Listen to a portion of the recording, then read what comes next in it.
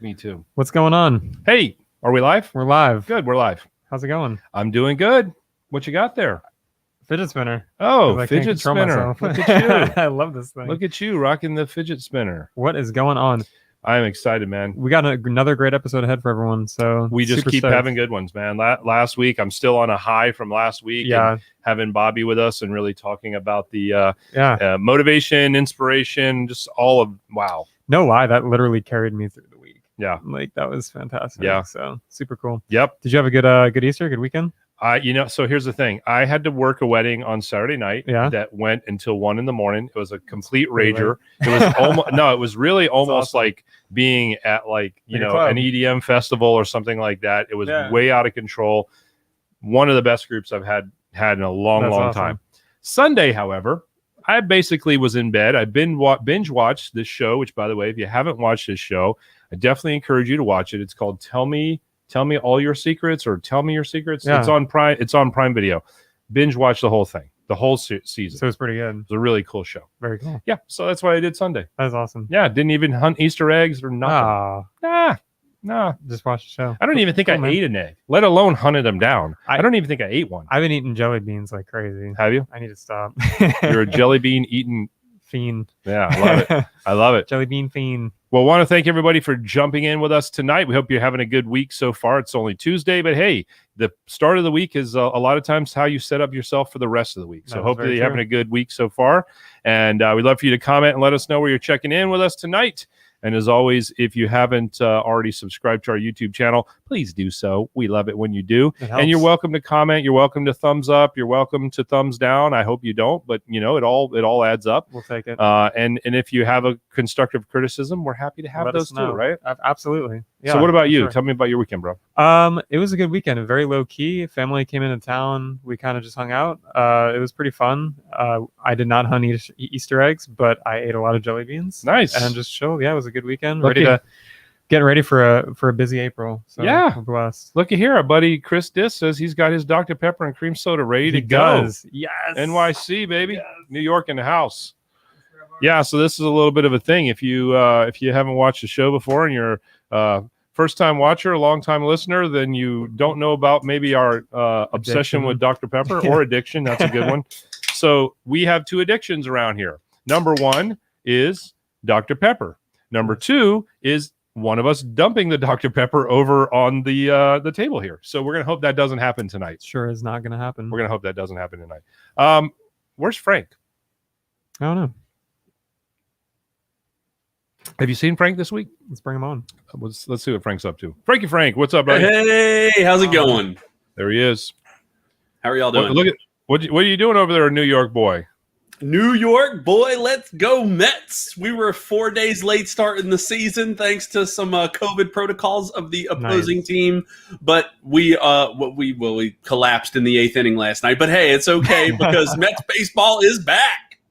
There you go. That's funny. I haven't kept up with it. What's the deal with Mets baseball as far as going live? Are you able to go to the games live, or what's the deal with that? Yeah, so I mean, I could cruise up to New York if I wanted to. I think they're doing, if I remember correctly, it's like 20. It's a weird number. I think it's like 23 or 28%, and I don't know why they landed on that number. But for the record, capacity, 23 is not a weird number. Just saying.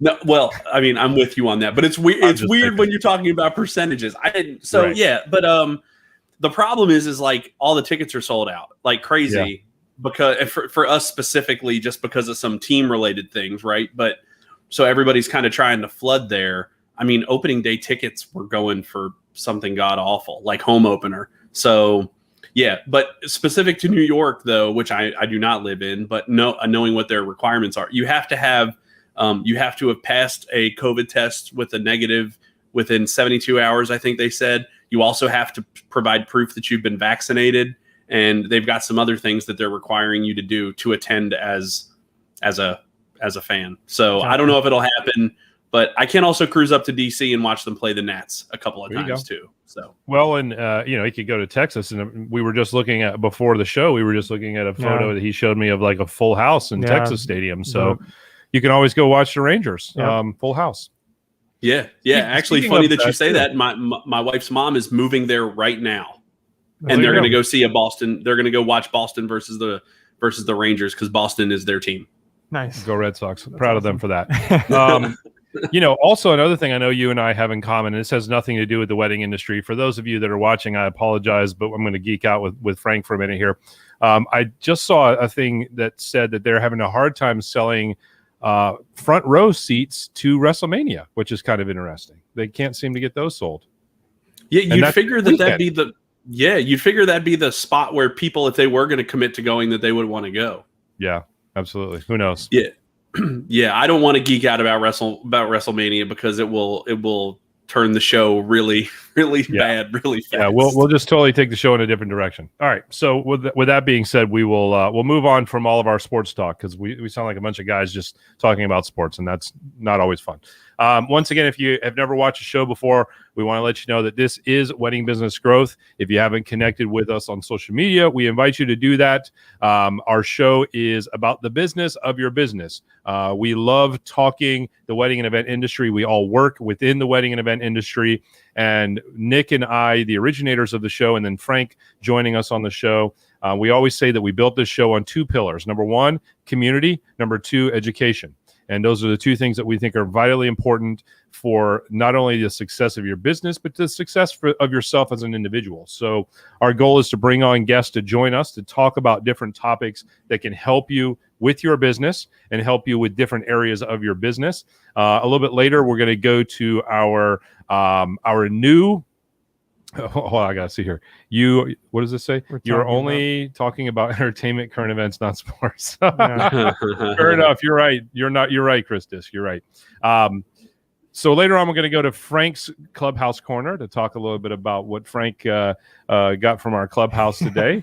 Our new segment called Frank's Clubhouse Corner. Clubhouse Corner. We should make like a little, thing about it. Yeah, we should. Let's make a jingle. Let's make a jingle for Frank's Clubhouse Corner. I love the idea of that. I actually have a friend. I'll recruit him. I'll make that happen.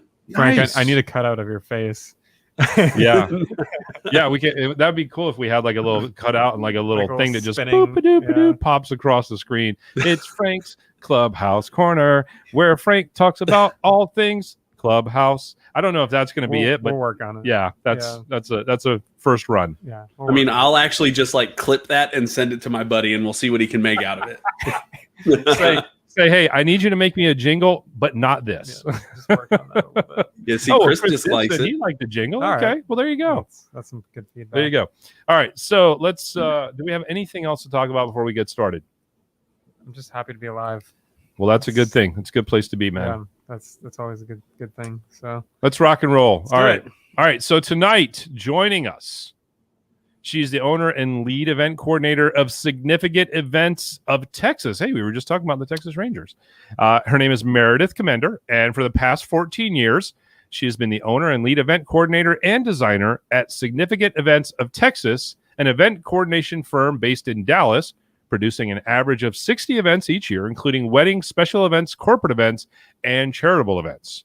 She is a regular speaker for various event industry organizations in North America, as well as event industry conferences. Both Nick and I had an opportunity to actually share that with her recently in the last couple of months. Had a blast with her here in Florida, so we were excited when we were able to get her on the show with us. So without further ado, we are going to welcome our lovely guest, Mrs. Meredith Commender. Meredith, how are you? Good. How are you guys? Good to see you. Yeah, you too. Thanks for having me. We are excited. We are excited to have you. Yeah, we're taking the time to be with us for sure. And when we talk about having the what really goes, it's really cool actually that we're having this conversation because Frank and I hosted a clubhouse earlier today at around 2:00 this afternoon. And we were talking. So the title of it is "It Really Grinds My Gears When DJs Blank." and then you could fill in the blank with whatever your answer to that was, right? Yeah. And today's group was with coordinators or planners, and so it's kind of cool that like connected. How long was that conversation? It went on for an hour and a half. Yeah. It was really. But Frank, would you agree? It was very fruitful. I thought it was great. Mm-hmm.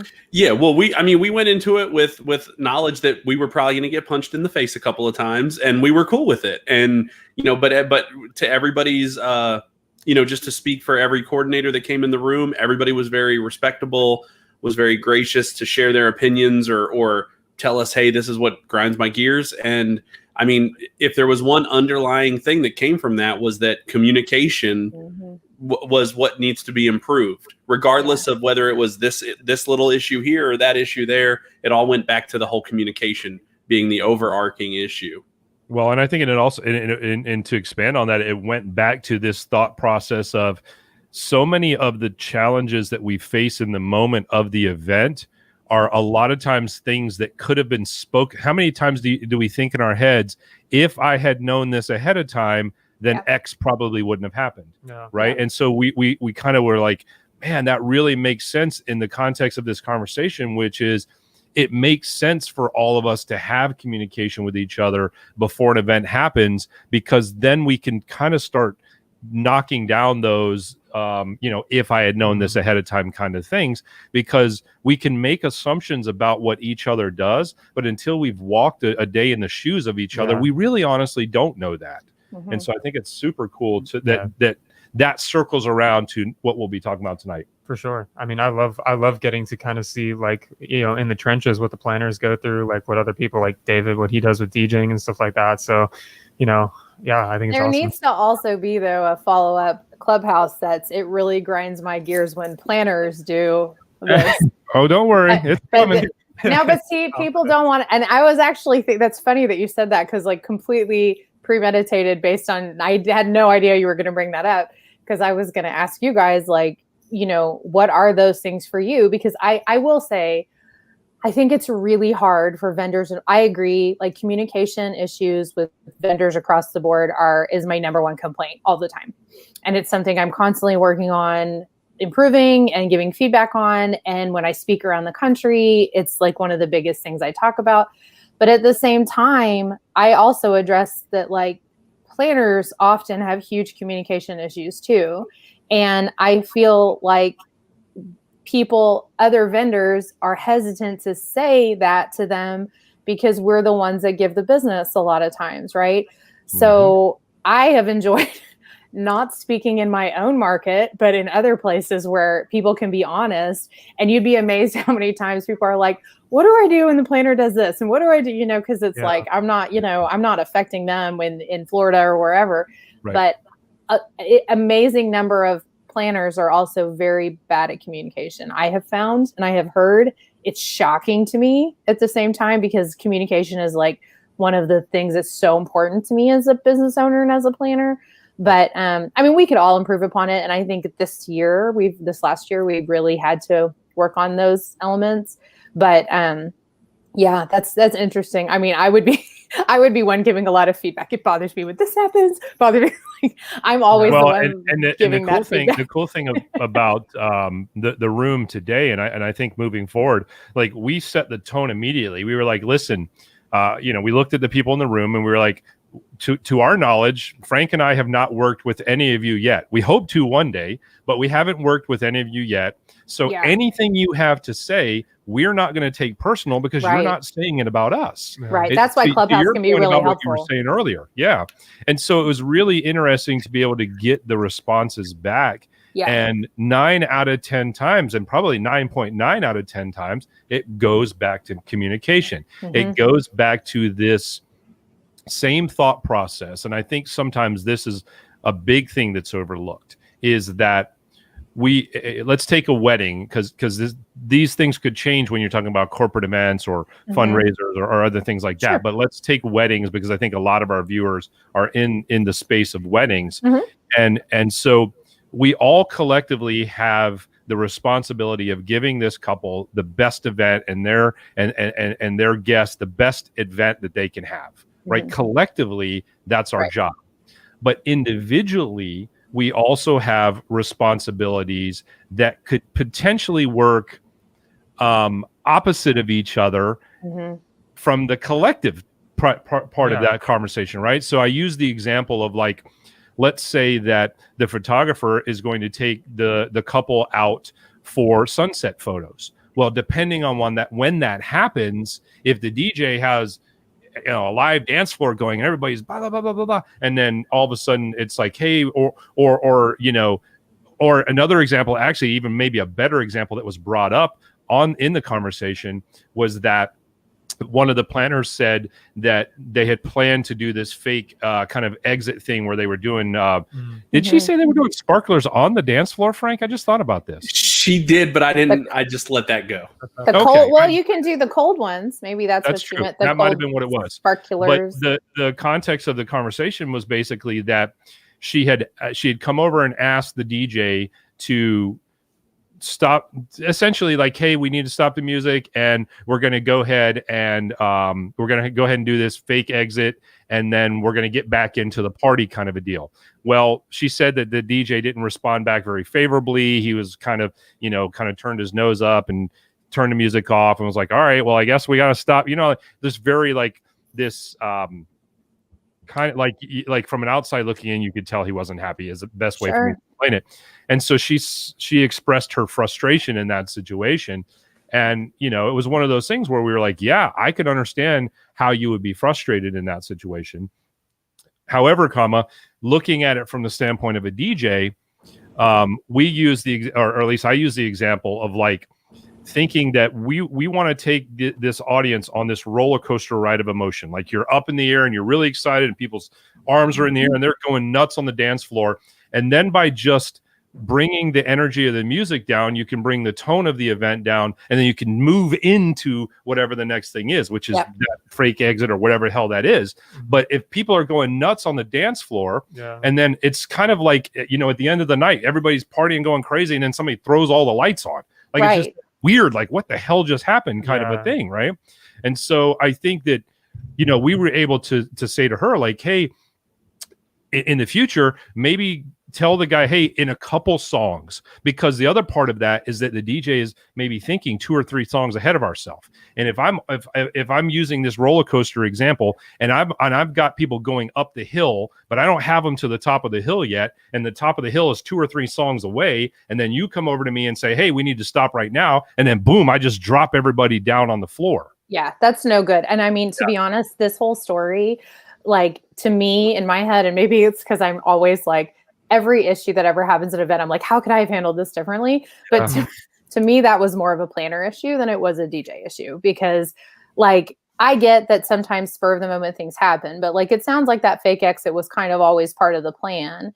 And no, it definitely was. And she said that she did prep him as much as she possibly could for it. So I think the thing that's really hard, I don't know, like, I mean, maybe she did, and maybe it was on the timeline and everything like that. But someone commented, fake exits kill the momentum. 100% agree with that, by the way. I hate them so much.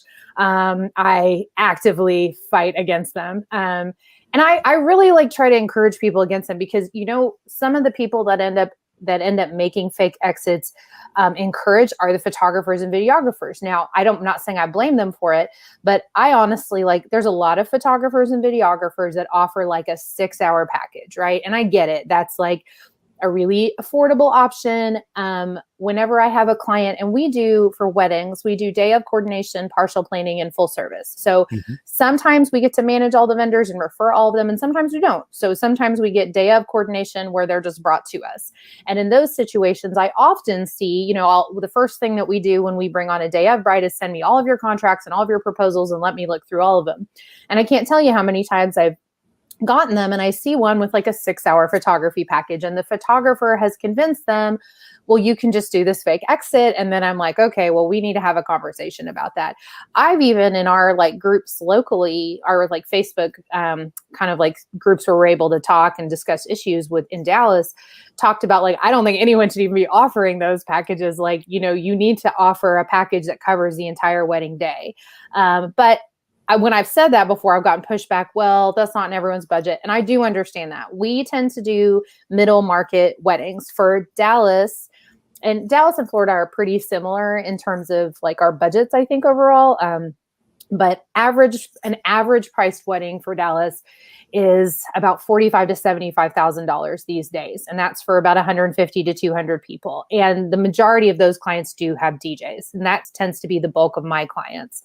So I've talked, before about like with photographers and videographers that like, I understand you want to make the sale. I really do. But I really think you should be like walking them through this and encouraging them to see the value in having you there for some time of hair and makeup and getting into your dress and the entirety of the ceremony and the entirety of the reception. And let's look at some really gorgeous dance photos at the end of the night when everyone's just raging, and private last dance moments at the end of the night when it's just the two of you, and the send off and the car. And none of that has the same energy if it's done early. And like, so I really, to be honest, I feel like I talk my clients into this a lot, because photography, especially, I feel, but video as well, is like your most important purchase. And so I would rather them scale back in other areas than cut back on those and have to do things like fake exits and all that kind of stuff. But that being said, the bigger issue in that situation, and the issue that I heard you kind of alluding to, that I see as a point of frustration, is we are all a collaborative team as vendors, and nobody's role is more important than anybody else's. I feel like planners sometimes can feel like they're the most important person in the situation because they're kind of the project manager of everything. But what I always say, and I kind of like lecture planners about this, is I'm not a caterer. I don't cook your food. I'm not a DJ. I don't put all that effort into emceeing and the music. I'm not a florist. I manage all these people, but I am nothing without my team with me who does a great job that I can refer. And when we get in situations where one person in that equation starts acting like they're the most important person in the room because they feel like their role in the wedding day is more important than anybody else's, there tends to be a lot of beef that happens, like what happened with that planner and that DJ. I can remember a situation where I was working with a videographer, very well-respected videographer in Dallas, and very kind of a higher priced one. And I am really big. Like, I love lighting. Lighting is my big thing. And I will always work with photo and video. Like, are you cool with how the lighting looks in here? Do you want me to adjust it? Because I know it's so important. And this one videographer wanted all of the lighting like off for dancing. Now, this client had spent like $7,000 on lighting, chandeliers in the room, up lights, pin spots, and all the appropriate. I mean, they completely listened to me. They did gorgeous lighting. And during dancing, during like the last hour and a half to 2 hours, the videographer wanted the lights off. He wanted it like dark, completely dark. Not like, I don't mean the overhead lights off. Those are already off. I mean like no up lights, no chandeliers. And I was really frustrated with that because I'm like, dude, they wanted all this lighting. It's not bright in here. Like, it's dark in this room right now. I have everything on the minimal dim. Yeah. And he really felt like his part of the day was more important than anything else. The photographer wanted some more ambient light in there. And he really even went over to the bride and groom and like convinced them that like this was the make or break thing of their video, as if it was like pitch black in the rest of the room.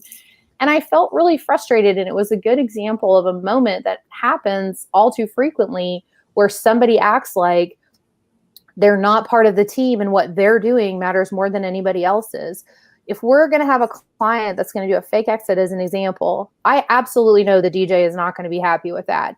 And so if they insist on it, I am going to go to the DJ and we are going to talk about it, and we are going to find a way to make sure this works, where the DJ can still show his best self, the photographer can, the planner can, the client gets what they want.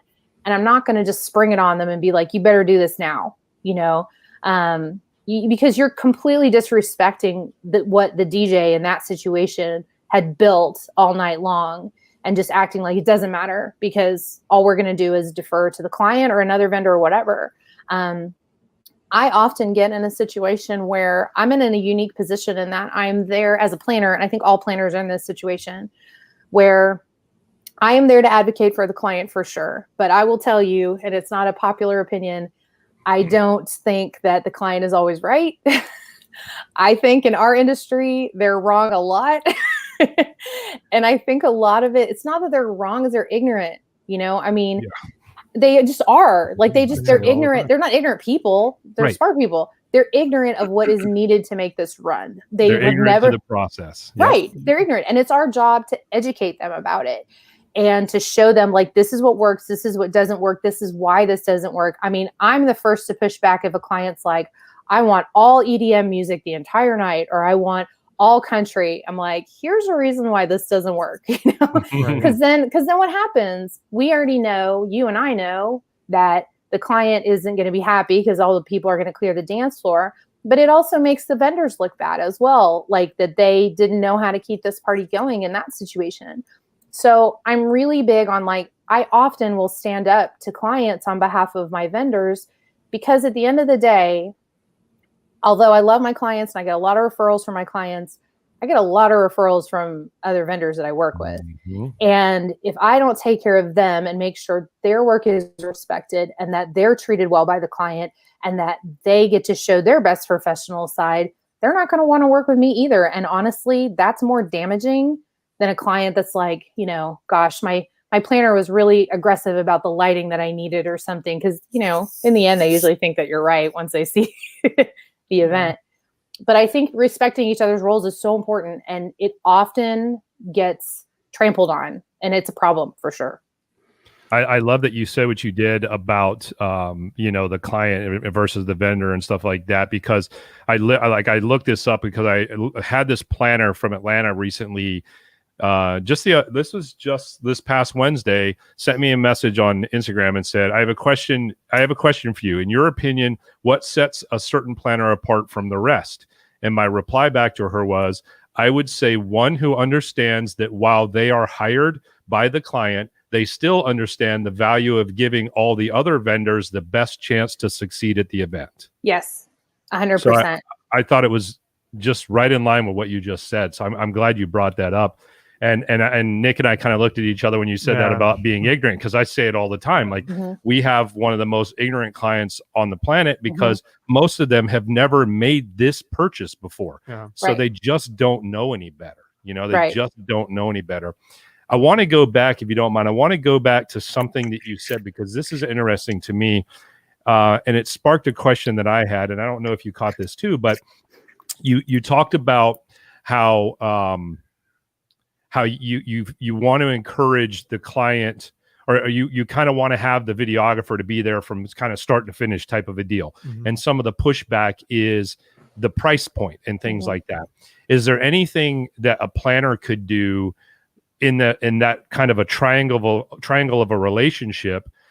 I know that you can't necessarily just say to that couple, like, you just got to spend more money, but like, is there a more maybe massaged way to say that, so that the couple maybe understands, it's probably going to be a little bit pricier, but here's why, and that not come from the videographer, because obviously coming from the videographer, it just sounds like you want them to spend more money. Of course. Right. Yeah. So I'm just curious what your thoughts are on that. Well, first of all, whenever we're interviewing clients to work with them, we kind of jot down everything they want to do for their wedding, all their hopes, everything they've done so far, if it's not a full service client. I always ask the question about what their priorities are, because that's really important. And that's not any new bit of information. A lot of people will tell you, ask their priorities, but that helps me really gauge, like, places that I know we can scale back and places that we can't. And so if the client's like, video, I mean, almost everyone says photography is important to them. Video is one of those things that, like, it's important to some and it isn't important to others, unfortunately, but I will say a lot of them do prioritize it. They want the photo and video. And if that's something that's a priority to them, I will look at, like, show them, for example, what I usually show them is, like, the moments that I'm saying they should capture. I'm like a very data-driven person. So if I'm pushing hard for something that I think you should do, and especially for something that I think you should spend more money on. And I will tell you too, not every planner does this, and I get a flack from other planners sometimes. I do flat rate pricing. I don't do percentage pricing. And I have always done flat rate pricing, and I prefer it. And one of the reasons is this example. I derive no financial benefit by encouraging my clients to spend more on any vendor. So I can give completely honest, unbiased opinions about how things should go. And there is no thing in the back of the client's mind. They're just pushing me to spend more on videography so they can make more percentage on the top of the sale. So I have always liked that about flat rate pricing. So there's that for me, that's very helpful, because it never feels like there's an ulterior motive. But like, if I also will, then I will go and show them, like, here are examples, the parts of the day you're not wanting to show. You're not wanting to show any getting ready moments. You're wanting to start the video as you walk down the aisle. That's fine. But I just want you to look at these moments of like dad seeing you in your dress for the first time, and mom zipping your dress up, and the bridesmaids seeing you. And these are really some beautiful, special moments that I really think you'll cherish.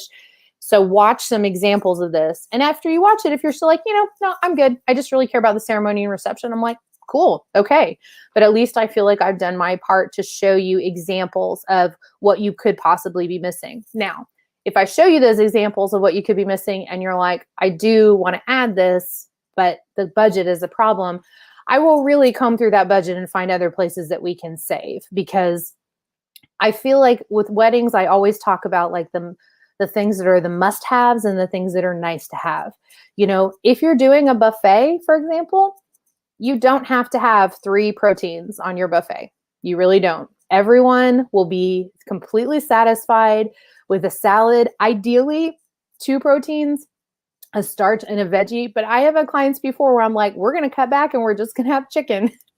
Chicken and salad and some potatoes and a veggie, and everyone's full. That's a good meal. In the meantime, cutting the beef or cutting fish from your buffet that would have been super yummy and nice to have, but because you prioritize your photo and video more, now we have the money for those extra hours, So there's almost always something you can find that can be removed. The linens could be downgraded to something still nice, but less fancy, or we're going to stick with the venue's linens, but we're going to just upgrade the napkins. So I'm really good at finding like really good ways to save so that we can put the money towards the things that are really important to them. For us lately, that's been a real big issue with bands versus DJs. I'll tell you, in the last like 2 or 3 years in Dallas, band pricing has just shot through the roof, and bands, and I've been doing this 14 years. So I can remember, I sound old lady here, but I can remember when like some of my favorite bands were like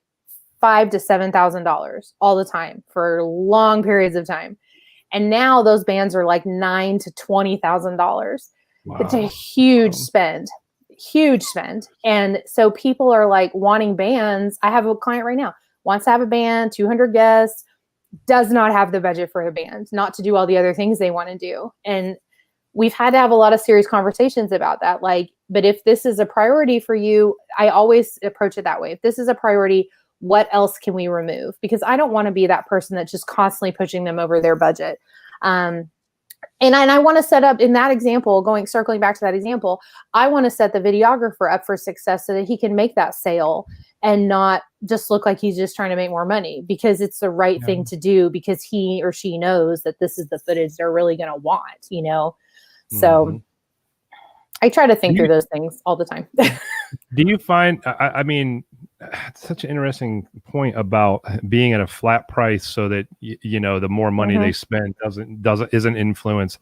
First of all, I think that's really smart for what that's worth to me. I think that's super smart. Thank you. Most planners would disagree with you, and it's something that a lot of people do not like about me.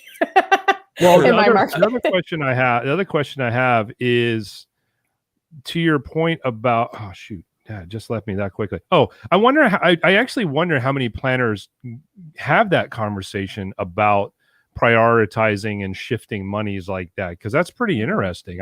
I wonder what this is just weird stuff that comes to my head, but like I wonder what the percentage is of planners who have that conversation, or just say, well, then let's just find you a cheaper DJ, or let's just find you a cheaper photographer or something like that. Like I wonder how many of them really, what those percentages are. That's really interesting. Well, Frank, and I think too, it's important for, there's something to think about too with planners. With planners, I think, like with all categories, there's different levels of budget, right? There are planners that are just luxury weddings, and that's all that they do. And only vendors they are going to recommend are ones that are priced at a luxury price and that deliver a luxury service. And I say that in quotations because I know a lot of people that are like luxury that I'm like, they're not any better than this other person that's half the price. But that is a daily conversation on Clubhouse. Right. Yes. I know what you mean. But they get that. And part of me is so annoyed by that. And part of me is like, hey, good for them. If they're getting this price and everybody's paying it, then good for them, Yeah. And then there's ones like me who are really in the middle and so do a lot of middle market, a handful of luxury every year and a handful of kind of like tighter budget too. And then there's, kind of your tighter budget planners too. So what's helpful for me being in the middle is that I can offer different options at different prices. So I try to recommend people to my client that I think are a good budget fit for them and that are not in a wide range of pricing from each other, because that's just hard for people to understand. If I'm offering a DJ that's $5,000 and a DJ that's $1,000, people automatically assume the $1,000 DJ is lousy, right? And so I just try to recommend people that like are in a range that's pretty close to each other. But I know people at lower prices or higher prices if they ask for that. I mean, I know planners that are like, I wouldn't even know who to recommend that can do flowers for less than $12,000. I'm like, I know tons of people that can do that, because I've tried to really diversify and know tons and tons of vendors so they can hit different price points. So there is a spot where you feel like, yes, I could recommend somebody of a lower price. But there gets to be a price point too where I am very honest and say, look, there's a DJ company. I keep going back to DJs, I know, because you guys know that. But like, there's a DJ company in our area of the country. It's not just Dallas, that does DJs for like $400. Okay, they're terrible. Like I can speak all day on why this is like such a crappy company, and you don't get to choose your DJ, and it's like their equipment's dated. It's just not good. And people sometimes will be like, $1,500 for a DJ. I found a DJ at the Dallas Bridal Show that was $600 or that was on the Knot. Mm-hmm. And I will tell them, like, I do not know anyone at that price point that does a good job. And here are the reasons why. And here have been our experiences with this company, because we have had to work with them sometimes. So I definitely tell them when there's like a bottom out price that's like dangerous, really. Video is a great example, actually. In my market, good video starts at about $3,000. Oh, wow. So it's kind of higher price for video here. So I'll have some clients be like, well, I found a videographer for like, $1,000. And I will tell you, over the years, I've absolutely met some people who were just brand new to the industry and happen to be amazingly talented and are low priced because they're just getting started. That's awesome when that happens, and you're so lucky, but it doesn't happen that often. And most of the time they're low price because they're just really trying to beat everybody on price, and the quality isn't that great either. With that as an example, actually with video, I've said to people, look, if this is the price point at which DJ or video in our city is good, beyond that, lower, I really feel you're wasting your money. Even $1,500, like at that price point, the quality of what we see here at that price point is very poor. And for that, I feel like you're wasting $1,500, and you should just have somebody film it on their phone or another camera, because you know what I mean? It's like here, it's that big of a difference. That is so yeah, I'll advise like in that way, like to show them like at what price point does what you're finding really reflect a very poor quality. And at that point, it's not even worth, it's like a waste of money, not like an investment of money. So, well, for the record, you just pretty much nailed exactly where I'm at. Put it on the record on April 6th or whatever. Yeah, April 6th, 2021. So Chris asked this question, I think, going back to the DJ company you were referring to. What are they willing not to do? The one that's $400? Yeah. Oh God. So it's one of those companies, and I'm sure they exist in every market, because I've done events in a lot of cities, and there's always like a company like this. And there's companies like this in every single category. There's planner companies like this, cakes, and it's like they just want to drive the most volume, and they're not doing quality work, but they're getting like lots of people to buy into it because it's a cheap price. With that DJ example, those DJs, like, you get who's assigned to you, you get who you get, you don't get to choose. And I've had many instances where the clients have paid extra for a specific DJ, and then that person didn't show up. They never ever bring more than 2 speaker systems, and usually very dated equipment. I'm really big on like AV sound being good. So never bring more than 2, and they're low quality and they're old. And if we're in a huge room that needs like zones, those never show up. I never have anything like that. I've literally within even a few years seen wired microphones for like this one company, like the DJ on the mic with this huge cord, never learns the couple's names. It's just like, and now it's just canned. Now the bride and groom are going to do their first dance. Now the bride's going to dance with her father. I'm like, I could have my 12-year-old come to this wedding and pull up iTunes and right. Yeah, like I could write cue cards for him of like what their names are, So it's that kind of shit, honestly. Like I hate Sure. that. And it's just, to me, it's like, if that's what you want, I'm good at talking out of my clients. Like that is not what you want. Like we can spend a few $100s more and get someone that's kind of new or is kind of low on the totem pole at their company, but does a great job. And it's going to be a way more professional experience, you know? Gotcha. Yeah. So I have one more question on my mind that doesn't have anything to necessarily totally to do with this, and then I'm going to stop asking questions because I can do it all night long, and I want these two guys to. I want these two dudes to chime in too. My mind is racing. But ask away. I love Q&A. I've always had the curiosity, and I want to get your thought on this. How many is too many on a preferred vendor list? I don't care what category. That's a great question. How many is too many on a preferred vendor list from your standpoint? You mean like when a venue has a preferred vendor list? Is that what you mean? A planner, or I mean, yeah, most like I think mostly when you talk about preferred vendor lists, I think the only ones that, let's be honest, that we care about are because by the time they get to a photographer or videographer, like their preferred vendor list is almost at that point like just a reassurance, right? Because they saw you on the wedding planners and they saw you on the venues, and then, oh, by the way, the videographer refers you to, it's just like, all right, well, there's 3, we're good to go. But more so like the venue and the planner, because I've seen, and the reason why I'm asking this question is I've literally seen preferred vendor lists from planners that have like 15 DJs on there. And I'm like, this is no different than, and I'm dating myself now, but this is no different than just ripping the yellow pages out and saying, here you go, start calling them. Yeah. So I'm just curious your thought on that. Crazy. Yeah, I agree that, like, in terms of, from my perspective, I'll let you know, we never send, and maybe it's just the way that I approach it differently. I never send a preferred vendors list to clients ever. Right. Like we guide them through the process and they never see like the full list of people that we're choosing from. So we always curate specific category referrals for them. So like I actually have in every category on my, what I would consider my internal preferred vendors list, probably 20 of each vendor in each category in Dallas-Fort Worth. It's a huge metroplex. Yeah. Now, I never send 20 DJs, 20 florists, 20 hair and makeup artists to a client. Never.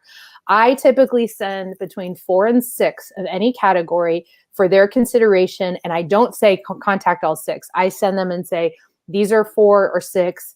Sometimes with venues, it's more to consider. I want you to look at their work online, look at their photos, read their bios, look at their video samples, and narrow it down to 2 for us to do consultations with. Love that. And that works amazingly well. I also don't like on the other side when some planners are like, well, this is the only florist you can work with. This is the only one that does a good job. Maybe if I was in a small city, that would be true. But to act that way here, or like, this is the only DJ that's good. And if you don't get him, it's going to be terrible. It's like, if you're in a big market, there are always people to choose from. And if you don't know enough people to choose from, you're not spending enough time networking and getting to know people. When you're in any sizable city, it doesn't have to be a huge city like Miami or Dallas, right? So I typically send about 6, encourage them to narrow down to 2 for consultations. And I like to do 2 for consultations because I think it's good for like a side-by-side comparison. Sometimes the clients are like, I want to meet with 3 or 4. And I'm like, ugh, like, I don't really want them to do that because it feels a lot of the same, That being said, so from my side, we automatically narrow it down for us sending it to the clients. And we walk them step by step through the process. So it's never like, here's the list, good luck, right? Yeah. But on the other hand, I am on a lot of preferred vendors lists for venues. And I have seen those lists sometimes. And I'm like, what the hell? How many people are on this list, right? And the funny thing too is they never keep them current. Like I'll see a venue's preferred vendors list and I'm like, that person's not in business. That person got arrested. Like, I'm like, when was the last time you even updated this? That's so funny. So I get frustrated. I definitely do not think anyone should ever be on anyone's preferred vendors list just because they asked to be, or just because, like, I know we could get in a conversation about like financial kickbacks. That's really not something that we do in my market, but it is done for sure for other people in other markets for sure. But I do think, like, yeah, you want to feel like if I was a client and my planner sent me a list of 20 DJs, it would make me wonder how much time this planner has taken to really get to know these people. Mm-hmm. I know I would automatically get the question, because I get it already, even when I'm like, every vendor we send you is going to be someone we work with all the time, have lots of experience with, and they'll still be like, do you know this person? I'm like, yes. Right. I don't recommend anyone to you. Like, I didn't just like close my eyes and pick someone. But if I saw a list that had like 15 cake bakers on it, I would be like, do you actually work with this many? You know, like, do you really have a lot of experience? Is there anyone on here you've only worked with one time? So I agree that that's, when it's too many, it just makes, it diminishes the value of the relationship you've built with that planner and all the events you've done with them to be truly a preferred person. And it just makes, it just looks lazy to me that they're just kind of like add anybody they've ever had a good experience with. Because we can have one-off great experiences with people, but it usually requires a few events of good experience for me to feel like truly good about recommending someone on a regular basis. I had a planner tell me she refers a DJ only because she thinks he's hot, which I mean, I can't imagine why in the world that would be a premise for referring somebody. But anyways, I digress from that. Crazy. Yeah. I love that. I love that you said that the way you did, because I think the part two, and I know I said I'm going to shut up, guys, but there's more to this real quick. The part two to this, which is interesting to me, is that you said here's 4 or 6, you know, look into their information and then narrow it down and let's set up consultations. Mm-hmm. And that part of it right there, I love, because another thing that I think you can obviously tell I'm expressing some pain points here. Yeah. The other thing I think that becomes a little bit frustrating as a vendor is when a planner sends you an email that kind of goes a little bit like this. Hey, David, hope you're having a great day. I have Tommy and Susie, and they're getting married on March 6th of 2444. If you're available, please send me your prices and packaging for them.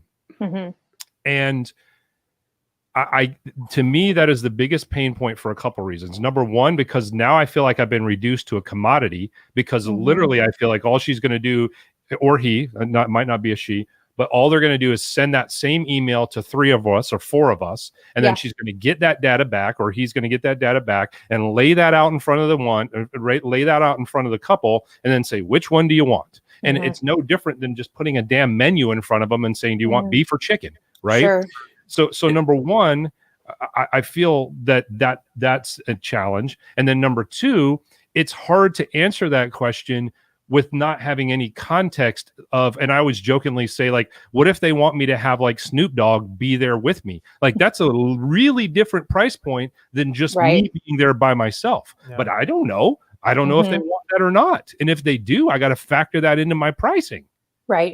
Yeah. So this has always been something that and it's been something over the last couple of years that's become very much more of a situation than it used to be. And I just don't know if that is a shift in, and that's kind of why I'm probably asking this question, because I don't know if that's a shift in how planners do things, or if that's just a handful of planners that I've worked with where that's just how they do things. I don't know.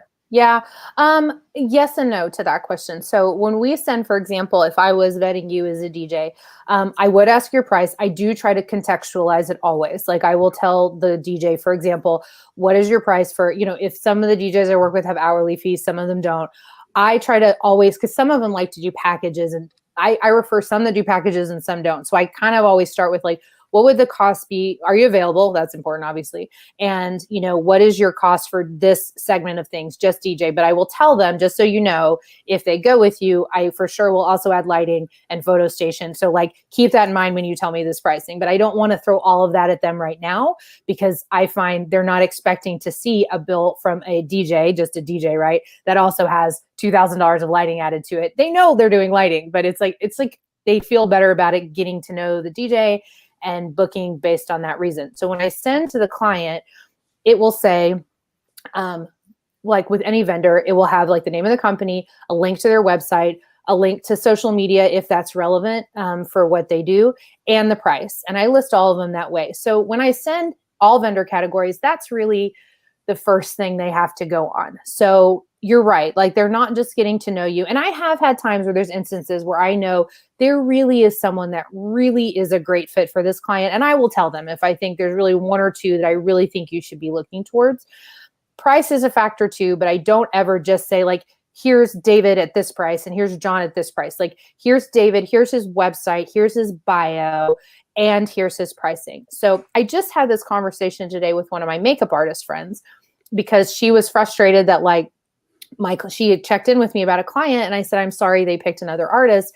And she's like, well, I never got to talk to them, but we have to start somewhere. Like, we're not going to start by like having them just talk to everybody because it's, you know, their time is valuable as well. The thing I talk about with vendors, and anytime vendors express that frustration, I always say, talk to me about it and let's talk through who they chose and let's see if we can evaluate why that was.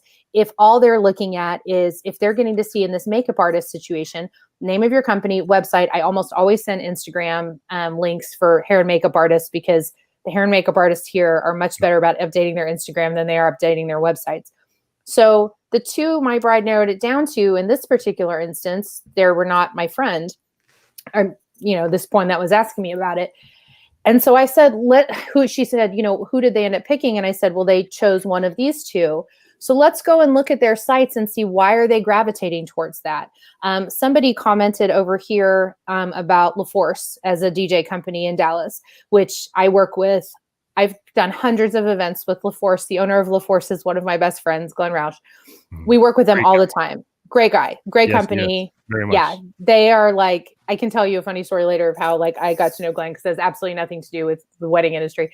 But they're a fantastic company with DJs at every price point, excellent lighting, photo station. They are just like a rock star company for us. We love them. 95% of our DJs come from LaForce. Why do I think that is? Yes, we work with them a lot. But if you go to their website is like really well done. Everything is in different categories of what they do. There's a bio on every single DJ. There's pictures of him working and in his real life. There's videos of them talking about why they love DJing. When they send you a proposal, it's like this clickable PDF. They use Event Chit Chat and you can click on stuff and it opens up links to get to know them. I'm like, this is the reason they get picked a lot. When they meet with the DJs, they love them and they can see why they're great. They've got an online portal that's really awesome. So there's a lot of factors, but I've had a lot of DJs ask me, other DJs, why do the clients pick LaForce so much? They think I'm like pushing them hard and I'm not, but their site and their storefront is way better. And I will talk to them about that and say, if you want to get in the door, your website needs to look more current and you need to be up on your social media and you need to be doing these things that this company that's consistently if a company is consistently beating you and you never got to talk to the client, then it was something on the storefront side of things with your website, your social media, something is not registering with the clients the way it is with these other companies. So I do tell vendors that all the time. If they feel like they're consistently losing, even when they know they're doing better service, I'm like, look what your competition is doing. Don't focus on it so much that it makes you crazy. But like as a hair and makeup example, girls love the before and after side-by-side shots. And I have noticed that my hair and makeup artists that don't post those don't get picked very much. So I tell them, look at what these other artists are doing. These brides are picking them because they are gravitating towards that. So you need to do that too and find a way to do it better. So, you know, I know that is frustrating when you don't even get to talk to them. And I hate to, like, you know, you get those emails from clients. They're just like, what's your price? Like you're instantly like, I don't like you. Like it's funny. I kind of never, I used to early on in my career, I used to let that bother me. And then it doesn't bother me anymore. When I just finally got to that, what we said earlier about the ignorance comment, I kind of started re-looking at that as this is the only thing they probably know what to ask because they know we cost something. Right. So they want to sound educated in the conversation. They want to sound like they know what they're talking about. So if that's the only thing they can think to ask and sound that way, then to them, they feel like they're doing the right thing. So we really shouldn't, you know, be offended or turned off. Totally. It doesn't bother me. It doesn't bother me either. It used to get on my nerves, but I will tell you now, what I've really learned is that more often than not, it saves me wasted meetings on clients that I was always going to be out of budget for them. Like I feel like I get frustrated with that too, because I feel like our website is constantly updated with photos. We do social media posts every single day. So sometimes it'll amaze me. Yeah. Thanks. Sometimes it'll crack me up when clients are like, well, I was looking for a planner for $1,000. And I'm like, did you look at our site? Did you look at it? Do we really look like we're doing that price point? So that I never say that, but I think that. But that being said, legitimately, there's people that are like, I'm sorry. Like, I'm sure you're great, but I hadn't allocated that much for planning. And there's just like no way I can budge on my budget. I would rather know that before I sit down in a meeting with them. And then I do the pricing and they're like, oh, well, there's no way this is possible.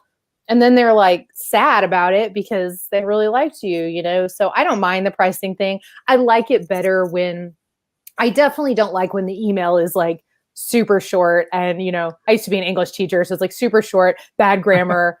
What is UR pricing? And I'm like, oh, I don't like that. I don't like you. But if it's part of the conversation, I'm looking to get availability and pricing or a range of pricing. I don't have any problem with that. Like, you don't want to waste my time. I don't want to waste your time, so that doesn't bother me. I love your solution to kind of looking at, let's look at, like you said, let's look at the things that they're doing and why they chose these people. And that really is kind of a light bulb moment for me. So thank you. I definitely love that. I think the only thing I'll ask, and I promise this is my last question, guys. I promise. Your questions he's hating me. I can tell you that he's hating me right now because I've been talking so much. And I'm sorry, dude. I'm so sorry. But what if the only so this is a genuine question. What if the only decision is pricing?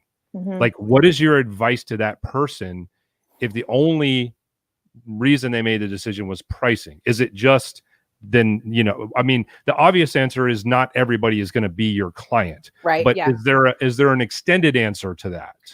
Yeah, there can be, for sure. I have another DJ friend in Dallas that I remember going to lunch with him. He's not a LaForce DJ, but and him telling me that he's turning away like 10 clients a week that want to book his services. And I'm like, what? Like, that's awesome. And you need to have more staff. Like, that was my number one answer. I was like, you've got to add more people to your team. So I definitely think there's a twofold question. I have multiple planners at my company. There are 4 other planners who work for my company. They're all part-time. They all have other full-time jobs and they do this on the side. It's like their little side business. I do this full-time, right? So one of the reasons I added them, and I've had multiple planners now for 10 years, is because of that issue. Was as I grew the business and I got more experience and I did better and better events, I started and inevitably was out of the price range of a lot of people. There's tons of people I'm still in the price range of. I'm very much like I'm kind of middle upper. So I compete against planners that are 5,000 more than me and 5,000 less than me. It's a kind of a weird place when you're in the middle. But what I did notice about 10 years ago, we started getting inquiries. And even though I've always been at an affordable price, if I'm in a market that's 40,000 weddings a year, which is what we have, inevitably you're going to have a range of budgets.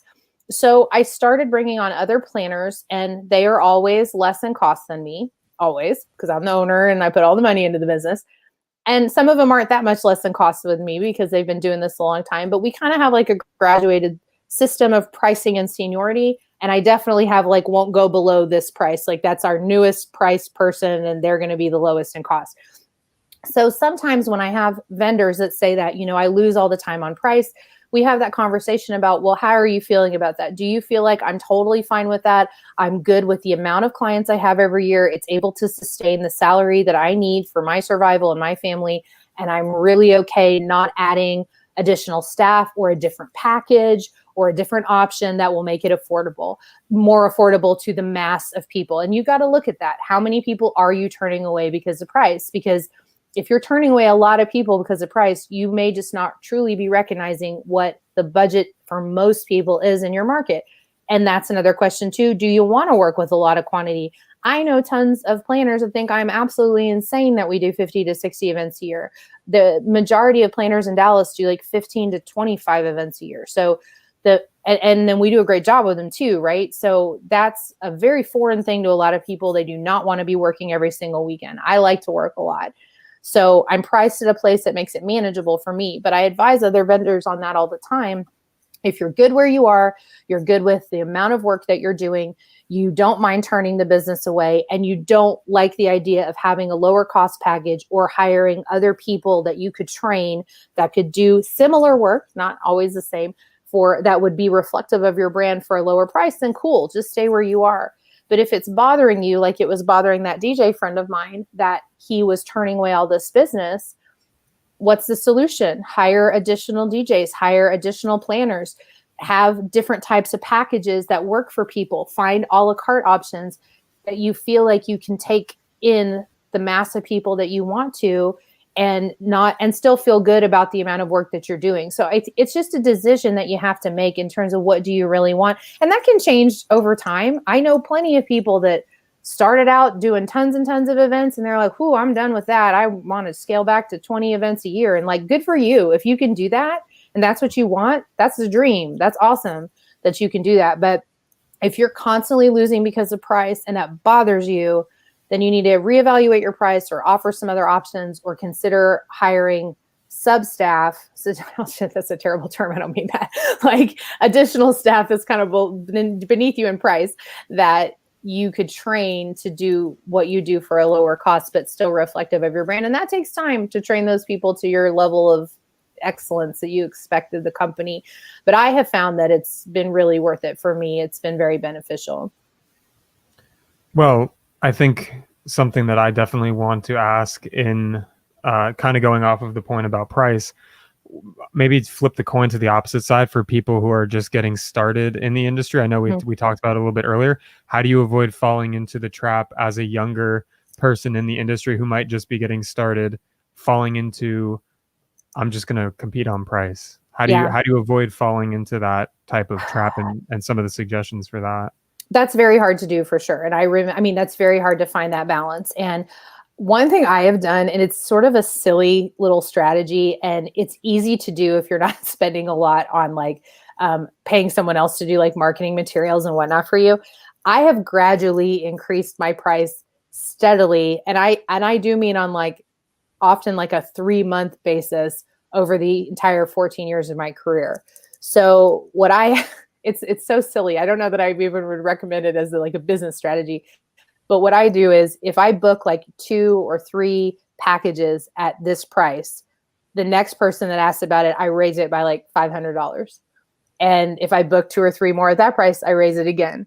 If I lose 2 or 3 times because of price, and not from like a totally unreasonable person where it was never going to be priced, but I competed against someone else, and the sole factor I wasn't chosen was because of price, I will sometimes take it back down. So I tend to fluctuate for me, and this is easy to do when you do flat rate pricing. I tend to fluctuate within like I would say a $1,000 to $2,000 fluctuation for usually about 1.5 years before it sticks at the higher point.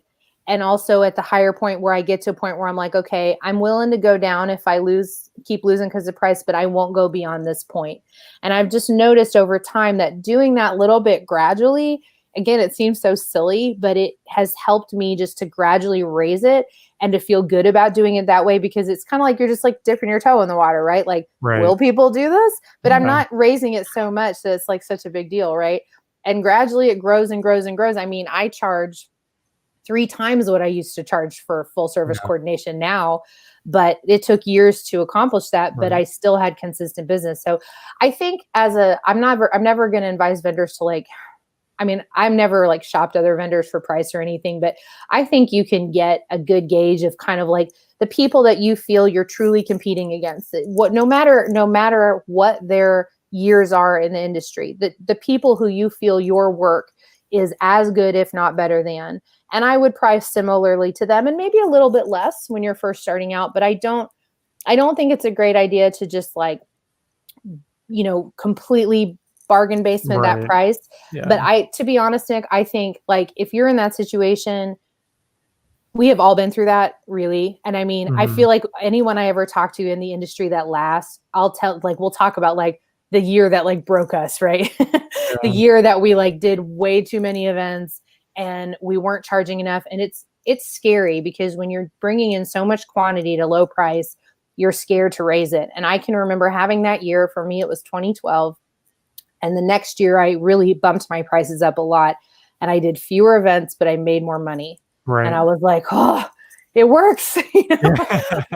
It was like scary to do that. But if you believe the work is good and you're seeing that the work is good because you're getting good client reviews and you're encouraging them to post those reviews so that you can let everybody else see that it's good work, you can keep kind of competitively raising your price so that you're not so overwhelmed. Love it. Yeah. Slow and steady definitely wins the race for sure. Yeah, it has for me. Yeah, for sure.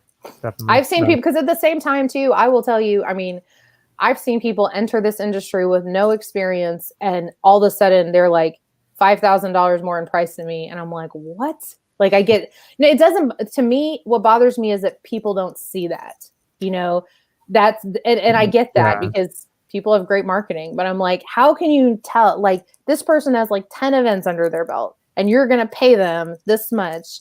And I have 450 events under my belt, right? That's frustrating. But another thing to remember too, as sad as it is, we are a country and a generation of people that is very much like, how does it look on Instagram and Instagram versus reality, right? Yep, and if it looks good on the surface, how many times do you know of somebody that hired someone in your category where their surface marketing or whatever it was, social media looked awesome. And you're like, yeah, well, they're a total mess. I know it. But it happens all the time. It happens all the time, which is why it is so important. If you are that good, you cannot just rely on how experienced and awesome you are and how many great reviews you are. You still have to do that forward-facing surface level stuff too to look good to them, because that's the first thing that's going to attract them, 100%. Great stuff. Yeah. How about we go to Frank for Frank's Clubhouse Corner? Hold on. I got a couple of things that I wanted to add, and I'm gonna take us back some, but I think they're really key. Frank, can I just interrupt you for 2 seconds? I just want to be respectful of Meredith's time because we're already over in an hour. Are you okay on time, Meredith? Yeah, I'm good. I could stay until like about 20 more minutes. Okay, good. I just want to be respectful of your time because I know I trumped a lot of it. No, Frank, and I'm like so verbose, so don't worry about it. So yeah, I think one of the things that I thought was really interesting that you said was the manager, right? The perspective that a coordinator is like the manager of the event. And then I saw Chris Disk kind of chime in saying like, no, not a manager, a coordinator, right? And I think it's really interesting because the perspective both ways, like really everybody is a manager at that event, right? So I am the manager of DJing, of hosting the event, being the voice, being the light, maybe the lighting, maybe photo booth, maybe whatever else I'm responsible for. You're responsible for the coordination, which is making sure everybody's where they need to be when they need to be there, whether it's a combination of vendor or guests. Photographer is the responsible party to take pictures and so forth, right? So I think this perspective that somebody has to, only one person is a manager is we're all managers in our lane, right? And just like any huge company, they have tons of managers, and then then there's a leader, right? And that leader is the vision of the couple that we should all be bought into as managers of our specific lane. So I think I heard what you said, and I agree with you. I think people have a perception the coordinator is the manager, right? But I think in theory, everyone has their own lane. And when you understand that, just like you said, everybody has to collaborate together. And I think that's really key. And that's where, and I know we've kind of bounced all around, but that's kind of where the communication is really key, because I need to let you know as a DJ, this is what I need. And then the photographer needs to let you know this is what they need. You need to be doing that back with us, which I know you do. And I think that's really the key, is that if everybody feels like they're a manager in their own space, then the respect changes and the communication changes. Yes, totally. And I use all of those event manager, coordinator terms really reflexively. Like, I mean, I refer to myself sometimes as event planner, sometimes event coordinator, sometimes event manager. My favorite, honestly, that I feel is most accurate, that I really only get to use at conferences, is event producer, because that's what I really feel like I do. But no one calls themselves an event. Like, I'm not a wedding producer, but like when you go to conferences, like when you speak at the special event and stuff like that, all the event like planners are referred to as event producers. And I was like, I actually really like that because it feels like the person that like was overseeing and producing this entire thing. The way that I explain it to clients too, especially when I'm doing like a full service event, is think of me as like your general contractor. And then I help you find all the subcontractors that are going to make this house come together. Right. But I feel the same way too. We are all, again, at the end of the day, the client's vision and the client's budget and the client's preferences, that's the real boss of this event, right? And the minute you lose sight of that, and the minute it becomes about you as a vendor, including myself, the minute things start to go awry, I get really frustrated when I see planners really pushing clients into things that they don't really want to do, because that's not what the planner's vision is for the event. And I understand there are things sometimes clients want to do that will not work. But I've had times before where you just felt like, I've heard clients talk about other planners they worked with, and they just felt like their planner didn't even really listen and was really forcing an agenda or vendors on them. There's tons of stuff that happens at events all the time I don't agree with in terms of what the client chooses for design and stuff, but it's not my day, and it's not any of our day. It's our job to bring that experience to life. In the same token, like you said, where we're all managers, I do believe that too. I absolutely hate to micromanage vendors. And I hate when I hear about other planners micromanaging. Now, I have to micromanage bad vendors on a regular basis, especially in day of coordination situations. But the people I recommend that I would consider my preferred vendors are people I know I don't have to micromanage. I don't have to worry that these 10 photographers I'm going to choose from on my list are going to make us go overtime because they're not going to be assertive enough on the family photos to get those done in time. If I have to be over there being like, have you done this? Have you done this? Forget it. I'm exhausted. I got enough to worry about. Like, if you can't manage your own shit over here, like, there is no way I'm going to want to refer you again, because I am not your mom. I got 2 kids that I take care of on my own life, right? So I only like to refer people that have that same professional perspective. I have my job I have to do that is part of the team. And if I don't do my job well, it affects everyone. I'm not going to just rely on the planner to do everything for me. I get super frustrated. One thing myself and my other planners are really big on calling vendors out about. When we send a timeline, which we always do, amazes me when I hear that planners sometimes don't send timelines. We always send a timeline in plenty of time, and we require, because of bad experience, all of the vendors to review it and confirm that they have reviewed it. And if I have someone coming up to me on the day of the event being like, well, I didn't know this was starting at this time, I'll be like, well, that's interesting, because you confirmed that you reviewed the timeline. And they'll be like, oh, well, I didn't actually read it. And so, like, they'll admit that kind of stuff. But I'm like, you have your job here, because I'll get frustrated too. I absolutely make mistakes. I do. But I've gotten frustrated before when, like, I messed up something on a timeline and then the vendor, like, didn't catch it on their part. Like, they didn't say, oh, Meredith, actually that fake send off you want to do, like, the client talked to me offline and they don't want to do that anymore. And they didn't bring it up to me. I'm like, did you read the timeline? I had it on there. Like, you got to help me, dude. Like, you've got to read your part and tell me the things that I can do to help make this a success. So we all have to communicate and manage our end and communicate to each other when there's issues or where there's a change or something like that. That's the biggest thing. I mean, that's full circle on this conversation is just that the constant communication and respect for the roles of each other and managing our own little part of the puzzle. It's so important. And that's how really great events happen, is when we all are doing those things. The other thing that you said that I thought was really impactful was, right. So couples go to Wedding Wire and The Knot, and I'm going to use this as an example, and they see, this is how much of a percentage of your budget you should give to this and that and this and that, right? And then the couple goes into that, those interviews with those vendors or whoever, having this vision already. Okay, my budget is X. Wedding Wire said 10%. Wedding Wire said 20%. Yeah. And so I think what's really important is the way that you said you help them figure out what their most important things are, but also make sure to point out where maybe you don't want to slack here. So if this is your most important thing and you want this vendor, but you're not amendable to do something different over on these other spots on your priority list, then you need to kind of, you're gonna have to cave one way or the other. Here's how we can cave this way. Here's how we can cave this way. and you're giving them these ideas, because if there's one thing that, as we know, the Wedding Wires and the Knots and all those that put these publications out there, they don't talk to people about that, right? If this is important, how do you get there? And I think as what you do, being a coordinator, planner, event manager, producer, right? That's your part of your responsibility leading up to that day, is helping them understand you don't want to cut on your photographer because you said your pictures are important, but you said your food was more important. Maybe we should look at over here, whatever that is.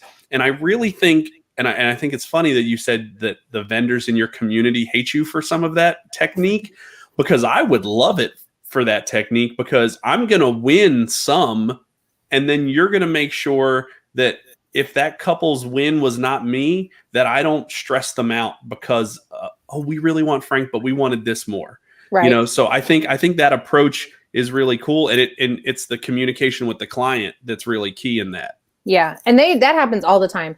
Anytime they come to me and they're like, I had this timeline from the Knot, or I have, this much, the Knot says I should allocate this. I typically, one of the first things we do in the planning process is usually do an itemized budget for them, a budget estimate showing like, overall, this is where these areas are going to be, the money is going to be spent. Because no matter how many articles they've read online, I don't feel like most people, again, it goes back to them just being ignorant. They don't fully understand like what all of these individual costs are. I can tell you, I don't think a single Wedding Wire or Knot article has ever fully explained the cost of lighting. I always use lighting as an example, which is like my favorite thing. I'm like, how many times do you talk? Well, name me one client you've ever talked to in your whole career that knew what a pin spot was before you explained it to them, right? They didn't read that. And so I'm like, right. So they have no clue what lighting costs. And I think most of them also don't have a true clue of like what catering costs, which is going to be their largest expense. So I get really frustrated when they're like, I've allocated $800 in my budget for the cake. And I'm like, cool, but most cakes in this city start at $1,200. So you're not, I really try to show them immediately, like, let's get away from this idea of like, you've allocated these little buckets. Let's look at your budget overall as a whole. Let's talk about your priorities and let's show how we can make that budget work across the board and not get so wound up in like, I have this much money for this thing. So I try to really talk about that with them from the beginning, but also just showing them like, okay, if we want to get a band and we want to prioritize more here, where are the areas you're willing to cut? And they either have to decide to cut or cut their guest list, which is always the easiest way, or to come up with more money. And that happens a lot too. And I'm never, ever pushing for that. But it's like, if this is a deal or no deal, you have to have a country club wedding and it has to be in Dallas proper and it can't be in a suburb, and you have to have a band and you have to have a plated meal and you have to have an open bar, and you're telling me you have $50,000 for 300 people, I'm going to show you why that's not going to be possible. And so now you have to decide, what things are you willing to remove, or are you willing to spend more on this? And I don't care what their answer is, truly. Again, I mean, if they want to spend less, cool, I'll show them ways to cut. If they want to spend more towards it, cool. Again, it's a benefit for me of flat rate pricing. I don't ever feel the need to push them to spend more. I'll tell them when they need to based on what their wants are, but I'm fine for them to make cuts as long as it's not going to sacrifice the overall quality of the day. I love that. Yeah. It's like the Property Brothers of weddings. I love that. Yeah. Well, and I think should change my name too. But that's the key, is that you're giving them the options, right? Right. And we said that, I think it was either David or yourself that said it right off the top, is that people, they don't know this industry, and they probably will never again know this industry unless they're doing it as parents in the future. Totally. And I say to them too, just to make them feel better about that comment, because a lot of them will be like, gosh, I had no idea it costs this much. And it's one thing I always say, it's just a little, salesy kind of term. I always say, it's totally fine. I would have no idea how to do your job, which is the truth. Because you'll have people, attorneys, engineers, doctors, super smart people. And they're like, I had no idea that, I needed to think about staging and power and load in height of my elevators to get this decor piece in. Like, I feel stupid. I didn't know that. I'm like, why would you feel stupid? I am a very educated person. I think of myself as a smart person. I don't know square one. I don't know, one thing about being an attorney. You know, you have never done this before. What occasion in your life would you have had to know all of these things for a wedding? And you'll probably never need to know it again. You know, it's like algebra. You got to get good at it for like a year or 2 years and then out of your brain, right? So Y equals MX plus B. Right. Haven't used it since. And now when my kids want help with math, I'm like, crap, I haven't done this in like 30 years. But I say that to them too. And I feel like that always makes them feel better. I'm like, I wouldn't know how to do your job. And I'm sure you're really great at it. But that's why you hire an expert, because I will guide you through all of it. Yay. So yeah, it works. That people always, they feel better. They're like, oh, that's true. Like, because I feel that way too. I just said that the other day to my accountant. I can do math. I am sure if I really wanted to spend a lot of time studying tax law, I would get very good at knowing all the rules about my taxes. I hate that. And I don't want to know that. Or even I want to just hire someone to manage my taxes for me. And I ask really dumb questions to him. And I'm like, I'm sorry that I don't know this part of the tax code. And he's like, oh, it's fine. Like, why should you? But I feel bad, like not knowing, but I'm like, I hire him to know this stuff for me. So they hire us to know this stuff for them. It just takes a lot of educating because it's a lot of money they're spending. So. Yeah. Yeah, and people have a different understanding of their own money in the case of talking to an accountant than they do in their, music knowledge or their knowledge of photography or videography or anything else that has to do with a wedding or an event that day. Mm-hmm. Since we're running close on time, there were two questions, but I think there's one that I think would be important for us to hit on from Clubhouse, as it kind of really gears a little bit more towards communication. So David, if we have time, you good for this one? I'll veto that to Meredith, because if she has time, that's fine. If not, I do. Okay. I have about 9 more minutes. Sounds all right. So Chris Wallace, who is a DJ from the great state of Virginia, said that he has, or first, it's a 2-part question. So first was, how does he convey to his vendor team and to his client his preferred communication methods, which would be like a pre and post communication method. And then also the day of, like, the event. How does he make sure everybody knows how best to communicate with him? And then the second part of that question was, how would you then suggest dealing with a vendor who is not communicating back properly when you are reaching out as the professional saying, hey, I need to collaborate on this or that, and you're not getting that response? How do you deal with that? We deal with that every single day, pretty much. We make about 5 to 15 follow-up phone calls with vendors every day who have taken more than 2 days to respond to emails. Drives me insane. And I think if we were not in this industry, that would be completely unacceptable behavior. I try to remind people of that whenever I'm speaking around the country. If your boss contacted you, let's say your boss in this case is the client, but say you worked a normal cubicle job and you worked at some corporation and your boss tried to email you something and you said, I'm going to take 4 days to respond to this email, or I'm not going to call this person back in 4 days, you would be fired. And we in this industry a lot of times behave completely like the people that would have been fired. Like, oh, it takes me 4 or 5 days to respond to an email, or I have to call everyone as a follow-up, or I'm never going to respond to calls because I only do emails. To be honest, if we are having a hard time getting a response from a vendor, we honestly call them every single day until we get a response. Like, leave voicemails. I will reach out over text. I will reach out over social media. If we are, and this isn't like I haven't heard from you in 4 hours. Like, I usually start with an email. For me, it's very helpful to have everything in writing, to keep record of everything. So I start with an email. If I don't get a response in like 24, 36 hours, we follow up with a phone call. If I still don't hear, I usually text them. So I kind of do know everybody's like contact information.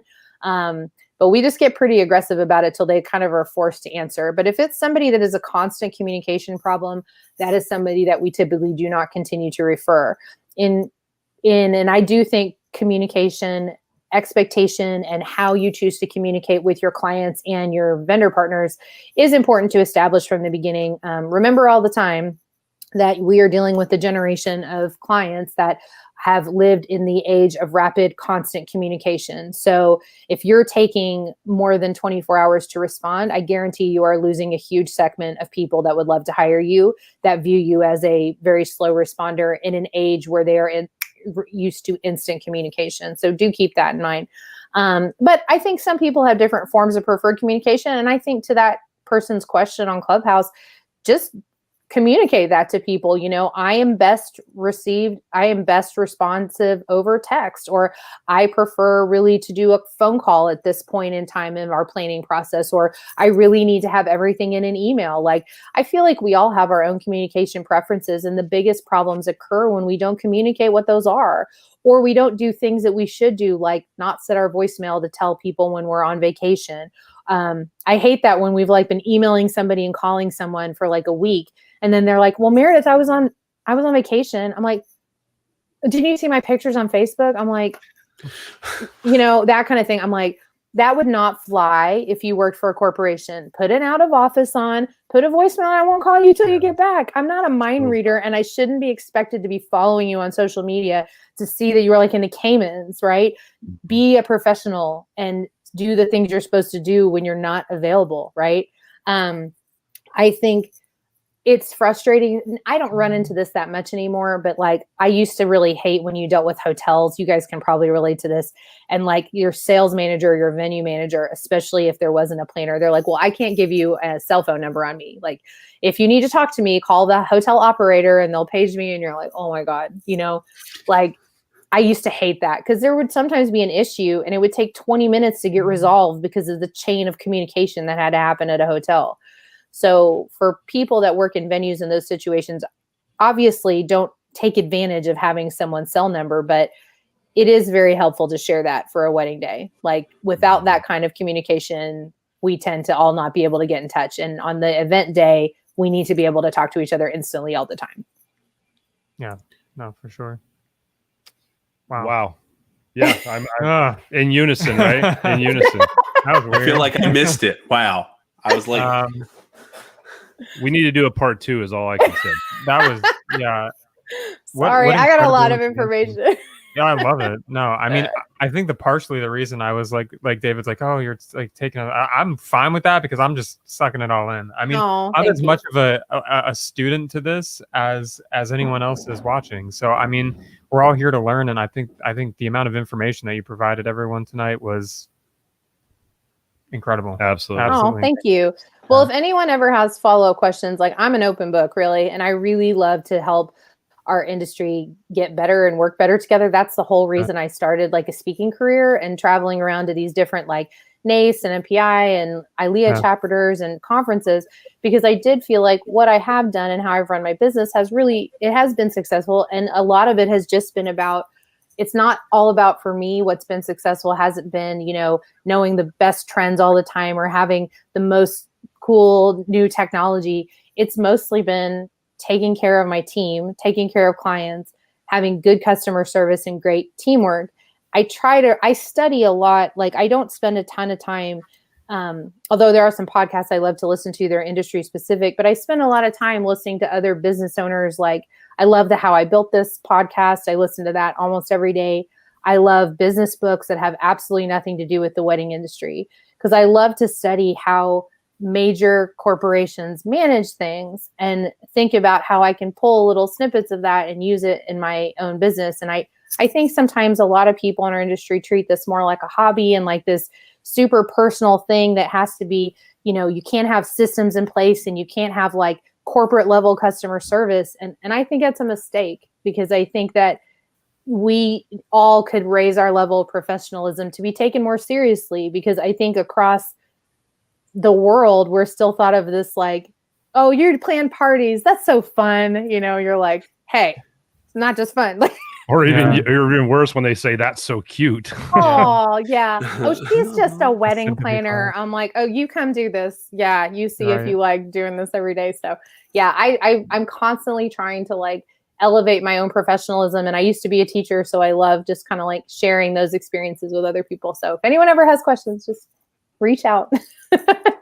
Well, thank you again, Meredith, for joining us. Thank you. And as thank you guys. Our audience, as you can see right below her there, at Significant Events of Texas is where you can reach Meredith on Instagram. And we encourage you to reach out to her with any questions. Can we bring you back again sometime? That's the big question. Yeah, it was great talking to you guys. Anytime. We'd love to have you. So Thank you. with that being said, Nick, close us out, man. Let's wrap it up. Thank you Call so it a much, Bye, guys. David, Thank you. Meredith, Frank. Appreciate everyone being on tonight. Go do something great this week. Love each other. Peace. Have a good night, everybody.